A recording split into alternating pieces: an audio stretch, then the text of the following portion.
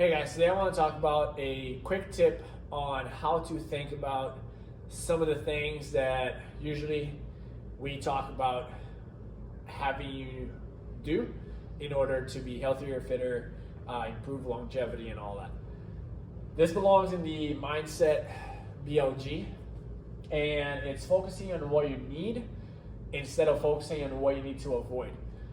So if you go on social media, you will see a much bigger number of posts that talk about what you need to avoid than what you need to do, right?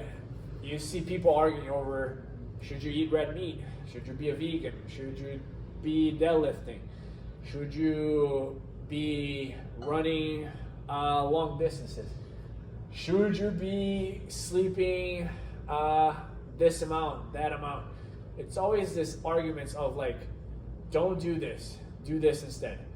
But this idea of focusing on what you need to avoid doesn't always translate to you actually doing the things that you need to do.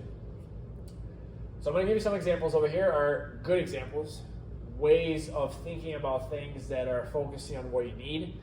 And here you will see examples that are focusing on what you need to avoid, that are things that we don't want to think like this. So for example, eating a balanced diet, or saying don't eat junk food, right? Or avoid sugar, or avoid red meat, avoid cruciferous vegetables, whatever the fear-mongering example you want to use. If I just take this, no junk food, it doesn't guarantee that I eat a balanced diet, right? I can not eat junk food and only eat fruits. If I only eat fruits, nothing else, I will be okay when it comes to this. I'm not eating junk food, but I will not be eating a balanced diet. And that's the whole point that I want you to try to understand, that when you focus on the things that you need, not only you will get everything you need, but there's a very high likelihood that you won't even need to focus on what you need to avoid. If you eat a balanced diet, most likely you won't be eating a lot of junk food, right? The second one is take over 10,000 steps a day. If you focus on what you need to do, just take over 10,000 steps a day. That is much better than avoid sitting for more than 8 hours. If I stand for more than 8 hours, that doesn't fix the problem of me not getting enough steps, enough activity.